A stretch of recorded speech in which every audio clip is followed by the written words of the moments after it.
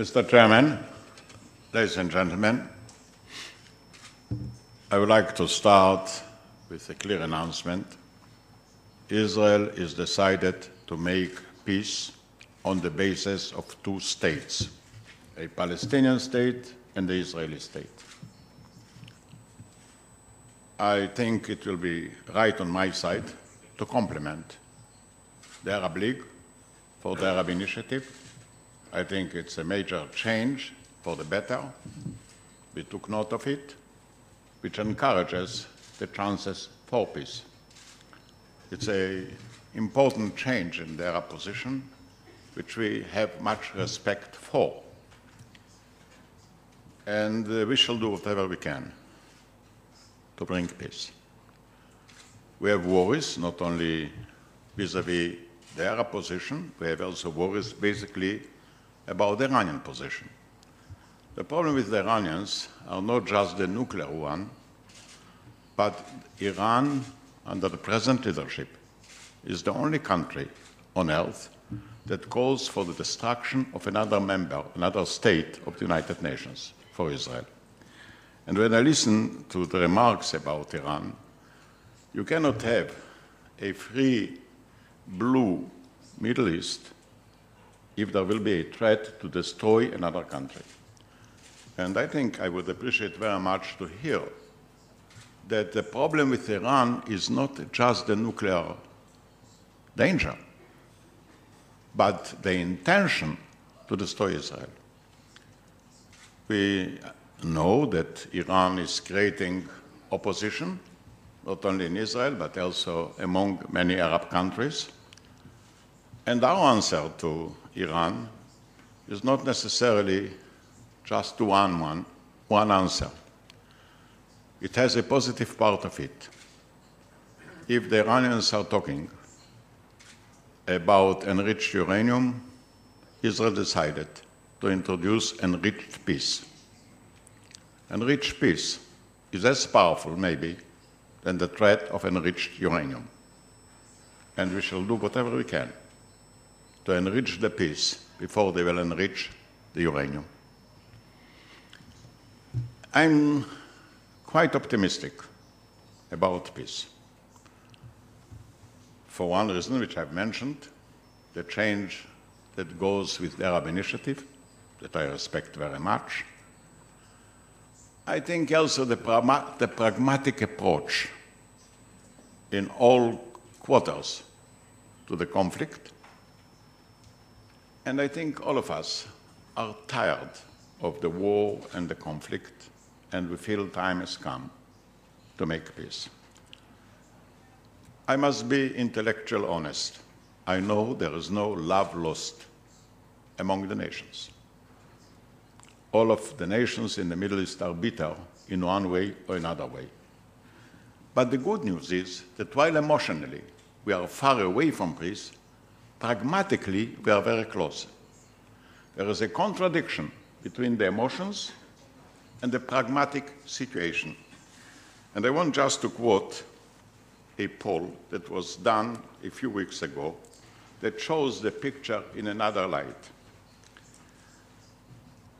The question that was asked is, do you support the formula of two states for two peoples? The answer, Egypt, 43 for, 34 against. West Bank, 69 for, 29 against. Gaza, 33 for, 56 against. Israel, 80% for, 20% against. And I want to say that the Israeli poll is interesting because there are many rumors about tensions between Israel and America. The fact is that the support in the United States for Israel was grown over the last few weeks. It's today a 57% support for Israel. So the desire for peace does not come because of the American attitude, but from the depth of our own conviction. What is also very interesting, if I may say so, is the difference between the position taken by the people in the West Bank and the position taken by the people in Gaza. The West Bank is overwhelmingly for the two-state solution, for peace. Gaza is rather negative. Why? The Gaza and the West Bank are facing the same Israeli government. Why is the West Bank for? Why is Gaza against? The difference is not with Israel. The difference is with the Arab position. In the West Bank, they have a responsible government headed by Abu Mazen, Mr. Abbas. The situation in the West Bank is improving daily. There is today a growing economy, 7% growth. We are dismantling the checkpoints, permitting free movement.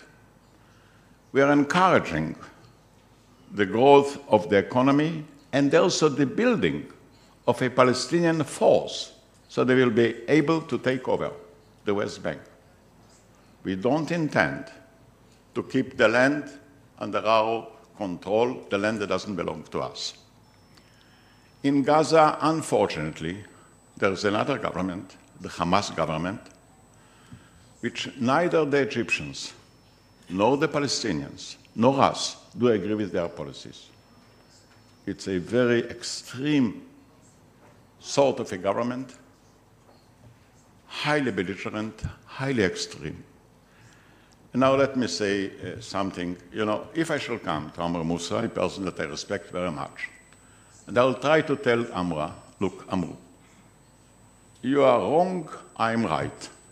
My chance to convince Amru is very low. But if Amru will come to me and say, I'm right and you are wrong, he won't convince me.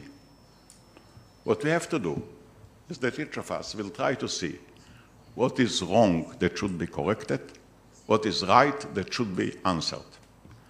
And from my perspective, looking at it historically, we are trying to look at it from that point of view. We have had many conflicts. With Egypt, it's over, thanks heaven.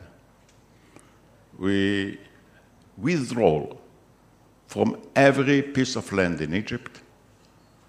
We didn't keep any drop of oil or water, and the Egyptians insisted that we shall dismantle the Israeli settlements there in Sinai. We did. The last point was about a small piece of land in Taba, maybe 200 or 300 dunams. President Mubarak says, gentlemen, you have to withdraw from these 200 dunams, which is nothing. And I thought President Mubarak is right, and we did withdraw. It's over, one conflict, with the withdrawal of settlements.